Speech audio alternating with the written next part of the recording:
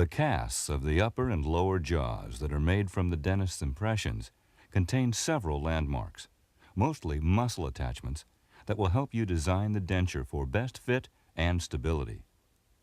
You can depend upon these landmarks. They do not change their positions no matter how much of the alveolar ridge is lost. Wherever a muscle attaches to bone, there will always be a ridge or a bump. With the guidelines that follow, you should be able to locate all of the important landmarks. However, if there has been very little bone resorption in the lower ridges, some of the landmarks may be difficult to see. If you cannot find a landmark, use the knowledge you have gained in this system to estimate where it should be, or check with your supervisor. We'll begin with the labial side of the ridge on the lower cast. Starting at the midline, in front of the lower cast, you find the labial frenum. Frena are folds of tissue that attach the lips or cheeks to the alveolar ridge. On each side of the labial frenum, near the point of the chin, are the attachments of the mentalis muscles. The mentalis muscle attachments are most clearly visible when the resorption of the alveolar ridge is extensive. The little bulges denoting these attachments are sometimes mistaken for the residual ridge itself.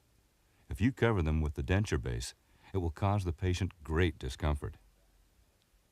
Moving back in the vestibule, you find the two buccal frena, one on each side, which attach the cheeks to the ridge. These frena separate the labial vestibule from the buccal vestibule. Posterior to the buccal frena, at the lowest part of the buccal vestibule, is the external oblique ridge. This ridge is the same on both sides of the mouth and is the attachment for the curtain of the buccinator muscle. The external oblique ridge extends in a straight line downward and forward from near the retromolar pad to the first molar region. You can feel it easily with your finger, and it will show up very well on a properly extended cast. At the posterior end of the lower ridge is a pear-shaped structure about 8 to 10 millimeters long and 3 to 5 millimeters wide. It is called the retromolar pad or the pear-shaped pad. The pad is narrow toward the anterior and wider toward the posterior. The anterior third of the pad is called the retromolar papilla. It is a small bump about the size of a match head at the end of the residual ridge. It is sometimes rather hard to see. The retromolar papilla is made up of fibrous tissue. It is the only part of the retromolar pad that is stable, so it is the only part that should be covered by the denture base. The rest of the pear-shaped pad is covered with mucous membranes and muscle fibers supported by fatty tissue. It will not help to stabilize the lower denture. In fact, if the lower denture base covers this area, it can interfere with the posterior heel of the upper denture in a protrusive movement. Slightly below and posterior to the pad, on the lingual side of the mandible, is an area called the throat form, or retromylohyoid space. Just in front of the retromylohyoid space, below the third molar region, is the beginning of the mylohyoid ridge, which is the attachment of the mylohyoid muscle. This attachment runs forward and downward almost to the midline of the mandible in the anterior.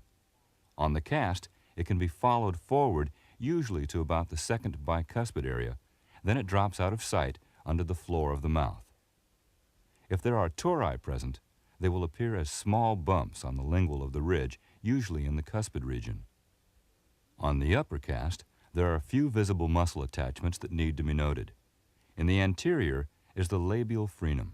It lies on the midline between the central incisor teeth. Lateral to the labial frenum on both sides are the buccal frena, which separate the labial vestibule from the buccal vestibule. Posterior to the buccal frenum at the periphery, there is a bulge caused by a bony arch of the maxillary bone. This is not a muscle attachment. Just back of the bony arch, the entire vestibule gets deeper. We call this the buccal pouch. Next is the maxillary tuberosity. Sometimes this bulge of bone is so large that it must be reduced surgically before dentures can be made. In such cases, it is called a bulbous tuberosity. Posterior to the maxillary tuberosity is the hamular notch. Between the two hamular notches in the roof of the mouth is the soft palate. The junction of the hard and soft palate lies slightly forward of a line drawn between the two notches. Near this junction, and at the midline, are two little depressions in the tissue called the fovea. Tori may also appear on the midline of the hard palate. On the midline, near the top of the anterior ridge, is a bulge called the incisive papilla. It is 3 to 4 millimeters in diameter and is easy to see. This papilla is a major reference point for determining tooth position because it never moves forward or backward when the bone is lost. The rugae appear just posterior to the incisive papilla. The longest ridges often indicate where the centers of the cuspids were before they were extracted.